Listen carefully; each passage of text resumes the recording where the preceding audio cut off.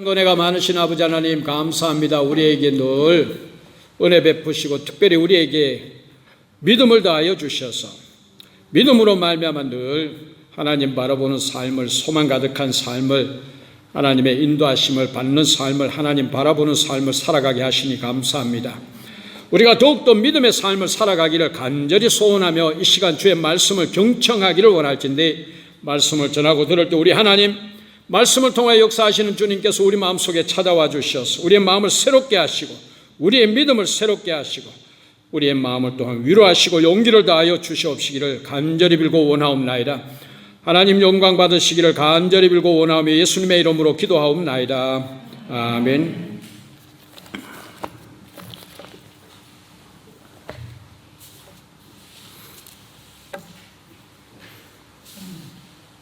하나님이 인류에게 행하신 가장 큰 사건은 그 아들 예수 그리스도를 이 땅에 보내신 사건이 되겠습니다. 사도행전에서는 이 예수 그리스도의 사건을 하나님의 큰 일이라고, 하나님이 행하신 큰 일이라고 사도행전 2장 11절에 기록을 하고 있습니다. 이 사건은 천지 창조 후의 최대의 사건입니다. 이것이 왜 하나님의 큰 일이고 창조 후의 최대의 사건인가? 이것을 오늘 베드로가 증거하고 있습니다.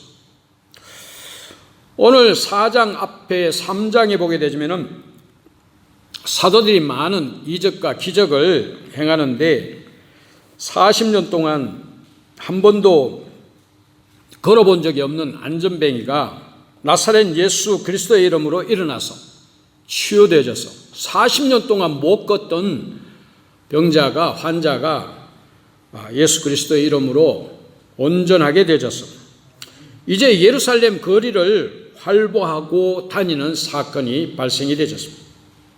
이 일로 인해서 소동이 일어나고 또 사도들이 많이 잡혀서 투옥이 되어지는데 이제 또 공회 앞에 끌려 나와서 신문을 받습니다. 이때 베드로가 우리 기독교의 핵심적인 진리를 증거합니다.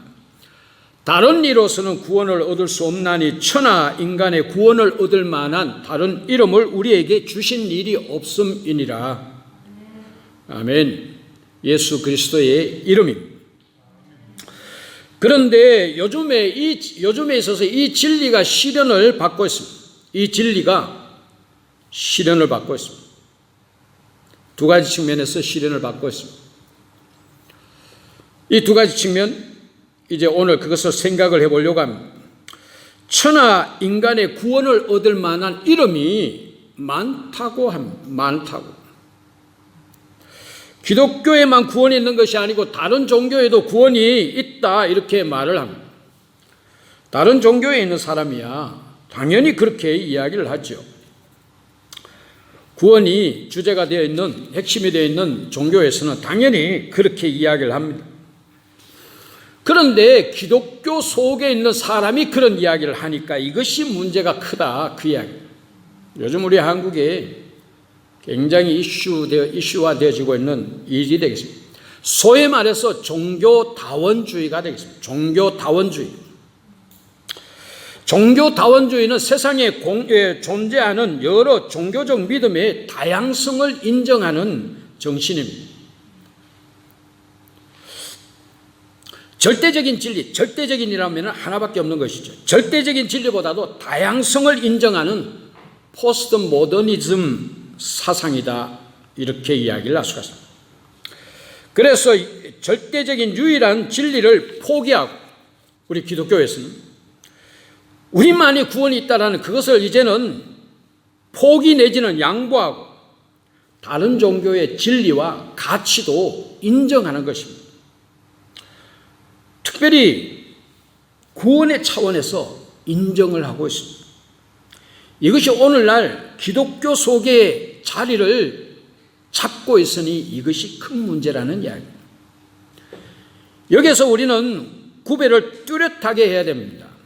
그런 종교를 가지고 있는 사람을, 그 사람의 생각을 인정해주는, 그 사람이 그런 생각을 가질 수 있다, 당신은 그런 생각을 가지는 것 그 자체를 나는 오케이 받아들인다는 이야기죠.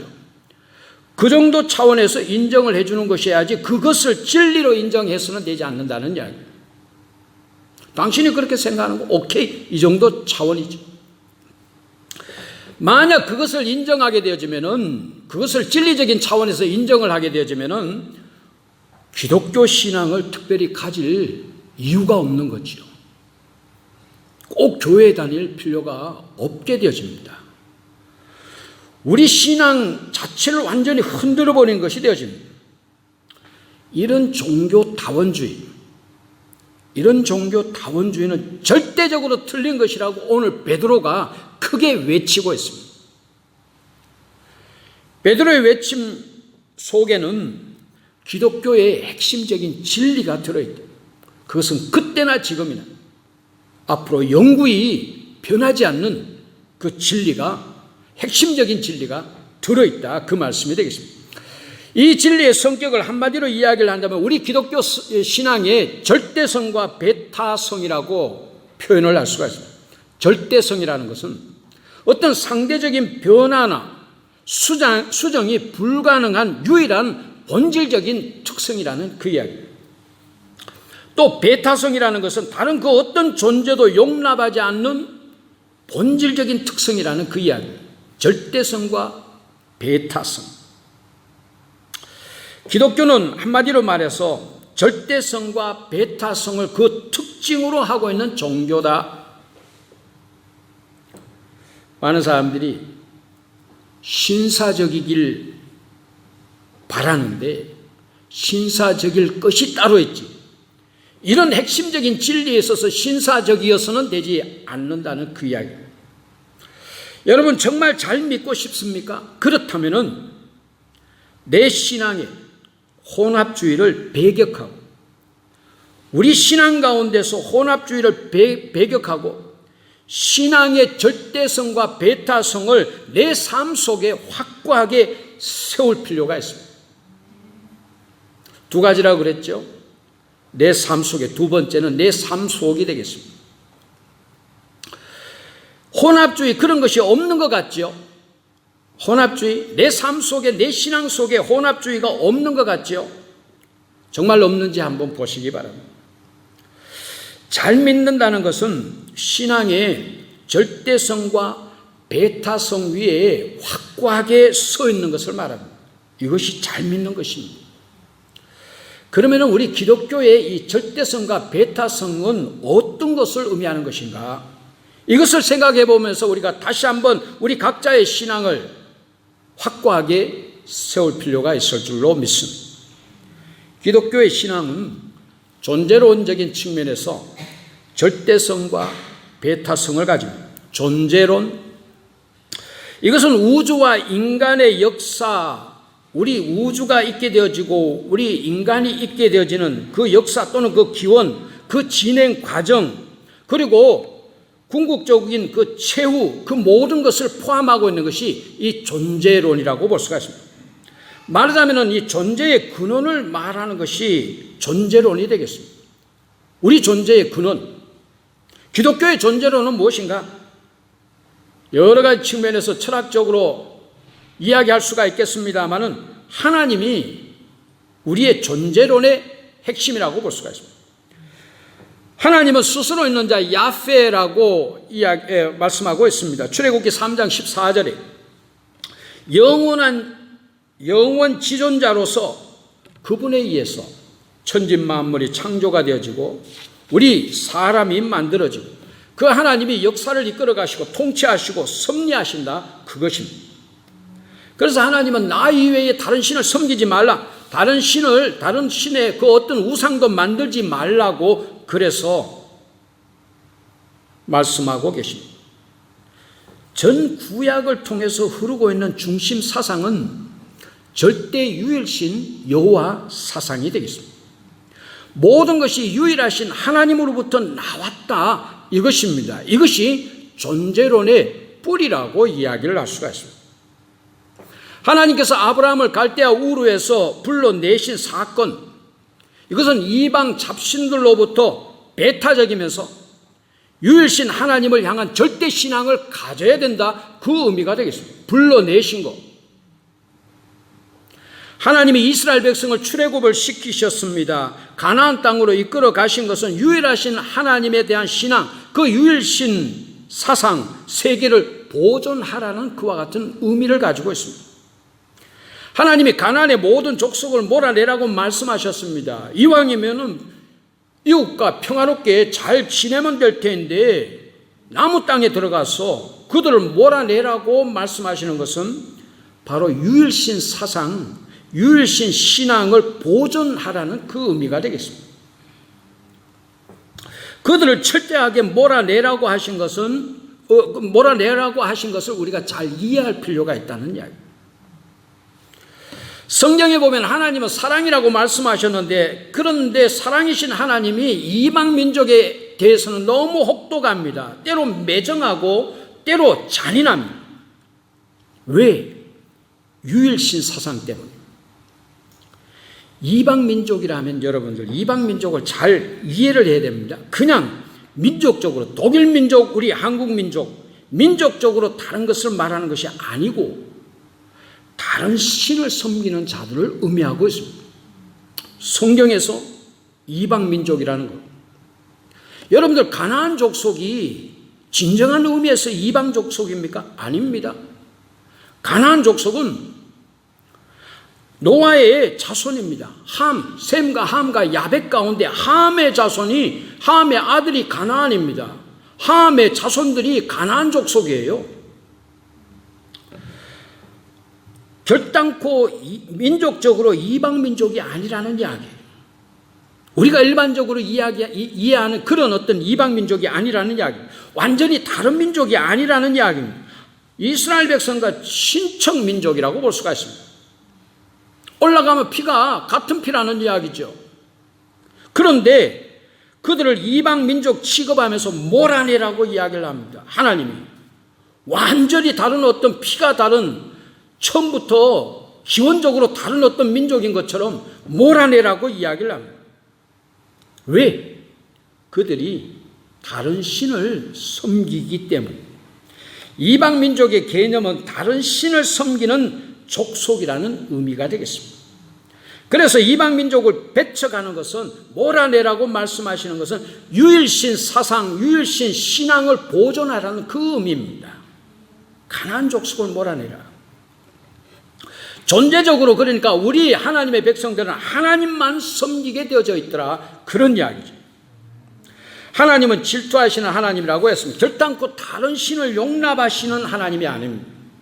나 이외에 다른 신을 섬기지 말라, 우상을 숭배하지 말라, 하나님의 이름을 망령되이 일컫지 말라, 전부 야훼 하나님의 신앙, 야훼 신앙의 순수성을 보존하라, 그런 의미가 되겠습니다.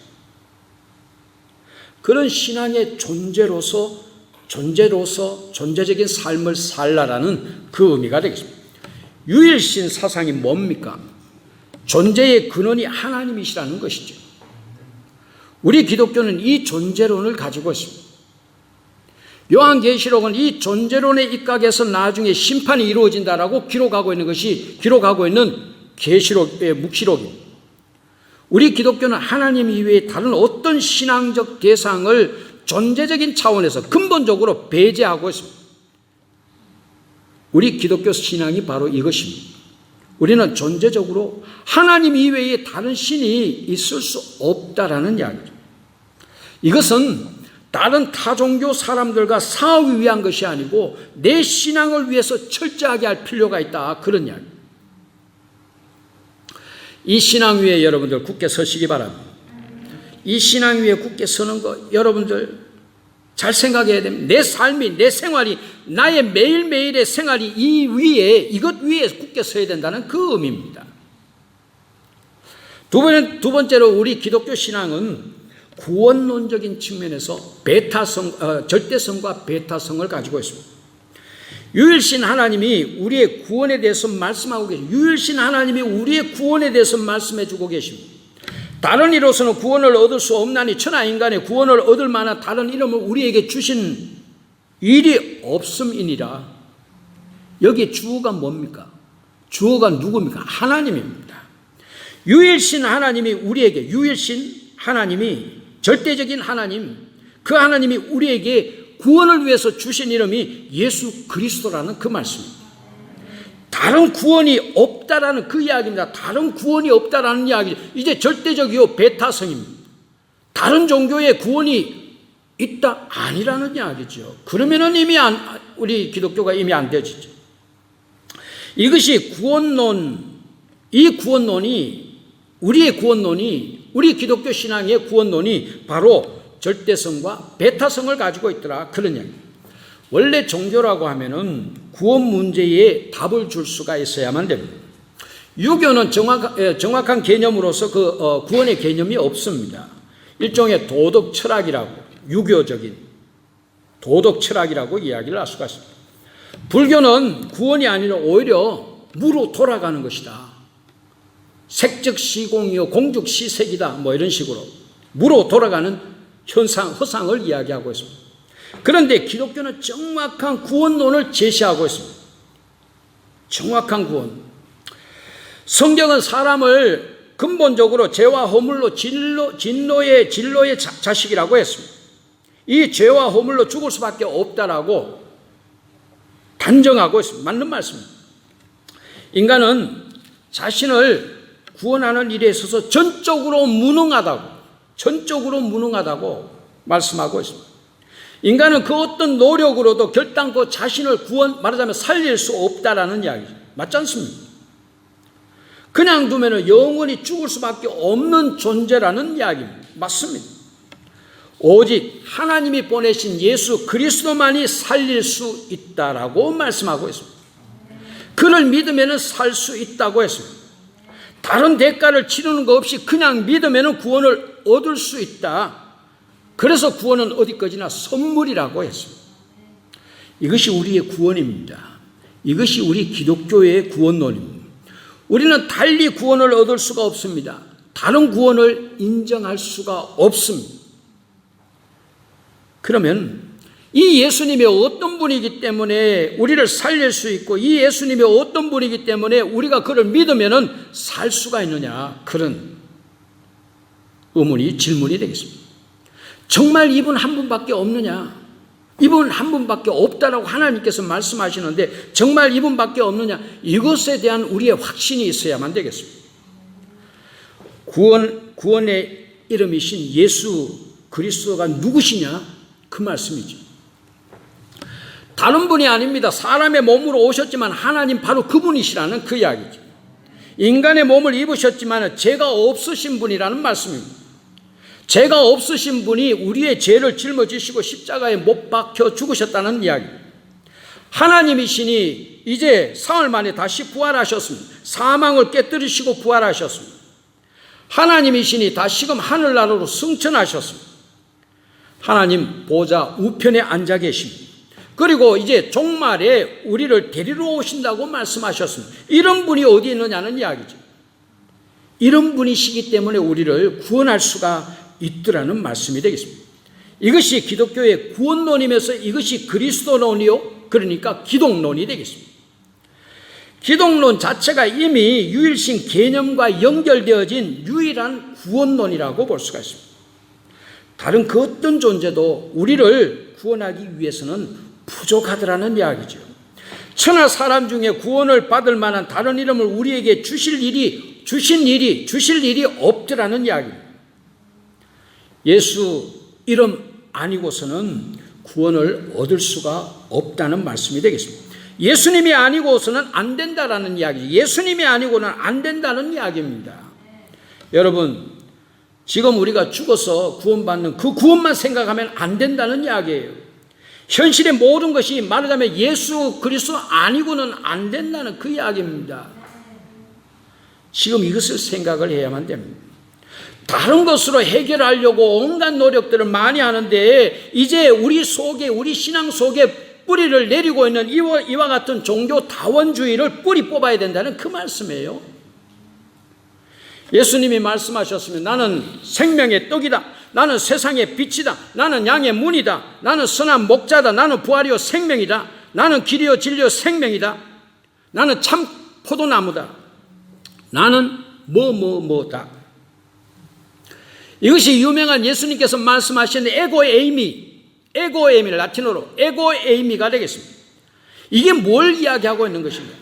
예수님만이 구원자시라는 그 이야기입니다. 예수님만이 구원자이시다. 에고 에이미. 이게 뭘 하고 말씀하고 있느냐? 예수님 아니고는 안 된다는 이야기죠. 예수님 아니고는. 우리의 삶, 예수님 아니고는 안 되는 줄 믿으시기를 주의 이름으로 축원합니다. 예수님 아니고는 안 된다는 이야기.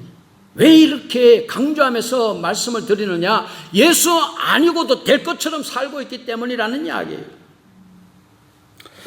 이제 기독교는 계시론적인 측면에서 절대성과 배타성을 가지고 있습니다. 성경이 뭡니까? 계시입니다. 하나님의 계시입니다. 하나님의 계시는 하나님의 명령입니다. 이 명령은 우리의 삶의 기초를 형성하고 있습니다. 우리의 삶은 이 하나님의 말씀, 이 계시를 바탕으로 살아가야만 합니다. 이 계시를 바탕으로 살아갑니다. 우리의 삶의 방향과 우리의 삶의 목적과 삶의 모습을 말해주는 것이 계시라는 이야기입니다. 그러면은 하나님이 계시하는 것이 뭡니까? 다른 이로서는 구원을 얻을 수 있는 없나니 천하 인간의 구원을 얻을 만한 다른 이름을 우리에게 주신 일이 없음이니라. 이것이 계시입니다. 성경 전체의 말씀이 이 한 절 속에 다 들어있습니다. 성경 전체의 계시는 오로지 예수 그리스도이십니다. 성경 전체가 이 예수 그리스도에 초점을 맞추고 있습니다. 이 성경을 짜면은, 저는 힘이 없어서 이것을 못 짜서 그렇지, 이거 성경을 짜면은 어떻게 된다고요? 피가 나온다고 그랬습니다. 예수의 피가 나온다고 그랬습니다. 성경은 예수 그리스도에 초점이 맞춰 있고, 성경을 짜면은 예수 그리스도의 피가 나온다. 성경은 다른 계시가 없습니다. 예수님이 친히 말씀하셨습니다. 요한복음 5장 39절에 너희가 성경에서 영생을 얻는 줄 알고 성경을 상고하나니 이 성경이 곧 나에 대하여 증거하는 것이로다. 성경 전체가 예수님에 대한 증거라고 말씀하셨습니다. 부활하신 예수님이 이제 실망 가운데 엠마오로 내려가는 이 제자들에게 말씀을 가르쳐 주셨습니다. 모든 성경의 선반은 예수님 자기에 관한 것이라고 설명을 해 주시는 모습을 볼 수가 있습니다. 요한복음 20장 31절에 오직 이것을 기록하면 너희로 예수께서 하나님의 아들이심을 믿게 하려 하며 또 너희로 믿고 그 이름을 힘입어 생명을 구원을 얻게 하려 함이라, 이렇게 가르치고 있습니다. 하나님이 성경을 통해서 계시하는 것은 예수 그리스도이십니다. 예수님이 하나님의 계시라는 말은 우리의 삶이 오로지 그리스도를 중심으로 그리스도 안에서 그리스도와 함께하는 삶을 살아야 된다는 그 말씀입니다. 이게 계시적인 측면에서 의미가 되겠습니다. 예수님이 하나님의 계시이기 때문에 예수 그리스도를 주로 모시고 살아야 된다는 말씀입니다. 그리스도가 하나님의 계시이기 때문에 사도 바울은 로마서 14장에 이렇게 이야기를 하고 있습니다. 우리 중에 누구든지 자기를 위하여 사는 자도 없고 자기를 위하여 죽는 자도 없도다. 우리가 살아도 주를 위하여 살고 죽어도 주를 위하여 죽나니 그러므로 사나 죽으나 우리가 주의 것이로다. 왜 주를 위해서 살고 왜 주를 위해서 죽습니까? 그리스도가 하나님의 계시, 우리의 삶의 바탕이 되어지고 우리의 삶을 이끌어주는 바로 그 계시이기 때문입니다. 왜 우리가 사나 죽으나 주의 것입니까? 예수님이 하나님의 계시이기 때문입니다. 그렇게 살라는 계시이기 때문이라는 말씀이 되겠습니다. 하나님은 다른 계시를 주신 바가 없다라고 말씀하고 계십니다. 여러분, 우리는 존재적으로 유일하신 하나님을 믿는 자들이 되겠습니다. 우리는 구원론적으로 유일하신 하나님이 유일한 구원의 이름으로 주신 예수 그리스도를 믿는 자들이 되겠습니다. 우리는 유일하신 하나님이 우리에게 유일하게 주신 계시로서 예수 그리스도로 말미암아 사는 자들이 되겠습니다. 다른 하나님이 있을 수 없고 다른 구원이 있을 수가 없고 다른 삶의 방식이 우리에게 있을 수 없더라는 말씀이 되겠습니다. 믿습니까? 아멘. 우리 교회는 아멘이 적습니다. 아멘이. 왜 아멘이 적은 줄 아시나요? 영적으로 식으면은 아멘이 안 됩니다. 영적으로 식으면은 아멘이 안 돼요. 스스로 자각을 해야 됩니다. 스스로 자각을 해야 된다는 이야기는 우리가 영적으로 식는지 안 식는지. 어떤 교회 가니까 너무나 조용해요. 교단적으로 이미 그 교회가 조용한 교단이에요. 그거 아니더라고. 성경에 보면은 아멘으로 화답한다고 그랬어요. 우리 교회가 아멘이 살아야 될 줄로 믿습니다. 영적으로 식으면 아멘이 안 나오고, 또 두 번째는 목사가 미우면은 아멘이 안 나와요. 여러분들 그래도 아멘 해야 됩니다. 목사가 미워도 하나님의 말씀으로 받으면 아멘이 됩니다. 그 믿음이 진짜 믿음이에요. 목사는 미운데 그래도 아멘이 나오면 그 사람의 믿음이 진짜 믿음이에요. 아멘이 커야 될 줄로 믿습니다. 제발 우리 교회에 아멘 소리가 앞으로 점점 커질 수 있기를 바랍니다. 기도 끝나고 난 뒤에도 아멘이 커야 되고요. 축도가 끝나고 난 뒤에도 아멘이 커야 되고, 또 말씀 가운데도 아멘이 커야 됩니다. 여러분들. 이제 그건 그렇고, 이제 마지막 중요한 말씀을 드리고 말씀을 마치려고 합니다. 우리는 유일신 하나님을 믿는 자들이 되겠습니다. 이의가 없습니다. 천하 인간의 구원을 얻을 만한 다른 이름을 우리에게 주신 바 없다라는 사실 우리 믿고 있습니다. 또 예수 그리스도가 내 삶의 주인이시라고 고백을 하고 있는 자들이 되겠습니다. 잘 믿고 있고 고백도 잘합니다. 여러분의 믿음은 분명히 종교다원주의가 아닐 줄로 믿습니다. 다른 신을 겸해서 섬기면서 다른 구원을 인정하지 않고 다른 가르침을 믿고 따르지 않는 줄로 믿습니다. 그런데 문제는 왜 삶 속에 우리는 여전히 내 신앙 속에, 내 삶 속에 종교다원주의가 있느냐, 그 말씀이 되겠습니다. 왜 철저하게 우리가 그 믿음 위에 서지 않느냐, 왜 철저하게 그 삶을 살아가지 않느냐. 그 믿음이 천당 가는 데만 필요하고 왜 삶 속에는 전혀 필요가 없느냐, 이 말씀이죠. 왜 필요치 않느냐, 이 말씀이 되겠습니다. 왜 세상 반 예수 반 양다리 걸치면서 살아가고 있느냐, 그 이야기. 그 예수가 왜 내 삶 속에서 놀라운 힘을 발휘하지 못하느냐, 안타까움의 말씀이 되겠습니다. 왜? 종교다원주의가 우리 삶 속에도, 무의식 가운데 내 믿음 속에도 들어있기 때문에. 하나님이 천하 인간의 구원을 얻을 만한 다른 이름을 주신 일이 없다라고 말씀하셨습니다. 여러분, 이 구원에는 천당 가는 구원만 들어있는 것이 아니고 이 땅에서의 모든 구원도 들어있는 줄로 믿습니다.